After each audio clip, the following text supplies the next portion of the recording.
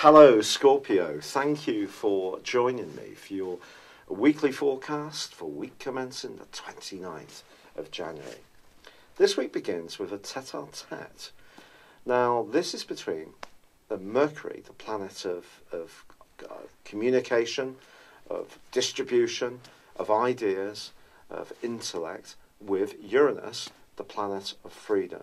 Now Uranus has been shaking up your work, health and routine sector since 2011 full time. So if you've been restless since then, I know it's a long time, it wouldn't really be a surprise, but that restlessness can be even greater as you start this week. So it could be a grumpy Monday, or perhaps something happened over the weekend that stressed you out a little bit. There may be something that you wanted to achieve that was quite virtuous, but then such as a do-it-yourself task, but then when you tried to settle to it over the weekend, it all went calamitously wrong, and then you come into the week not necessarily in the best of frame of mind. It's probably best just to let this go and to try to relax, because this week sees Mercury move into a tender part of your horoscope on Thursday, one which is very much to do with your internal communication rather than your external. So it's your relationship with yourself that Mercury is going to be underpinning in the following 21 days. It's a chance to think very carefully about who you are, what you want, the foundations of your world, and it joins with the Sun and also Venus that are already in this part of your scope. But of course, on the same day, on Thursday, there is a total lunar eclipse, which occurs in the sign of Leo. And this is going to mean that your emotions are very close to the surface. So whether it's about work, whether it's about the domestic setup, whether it's about your relationships with people in your family, I think it's going to be more difficult to disguise how you feel.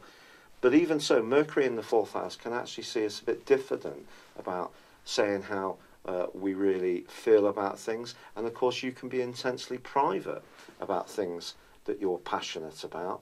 But maybe this lunation, not just this week, but in some weeks to come, right through to the summer, in the northern hemisphere, can see it harder for you to conceal any frustrations you may have.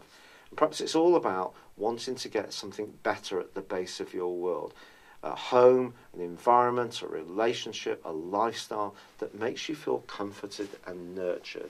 And if that's missing in your life at the moment, that's going to become your aim in the weeks to come.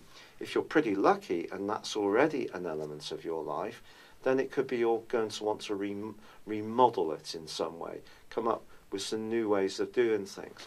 Now, in the second half of this week, Jupiter, which is still bringing magic to your situation in its transit through your sign, and also in its angle to your modern ruler of Pluto, which is really electrifying your thinking, well, that is actually in a clash with Venus. So it's possible that something that is important to you and you want to push an agenda forwards around could be resisted by someone close to you just when your enthusiasm for it is at its highest.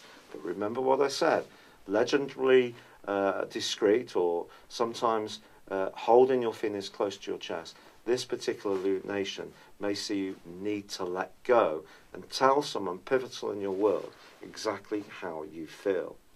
I'd love it if you would subscribe, comment or like my channel. But for now, thank you for joining me. Good luck and goodbye for now. Thank you for joining me. If you'd like to know more, please visit my website at www.patrickarundell.com or download my free app in iOS, Google or Facebook at www.horoscope-ace.com. Thanks and goodbye.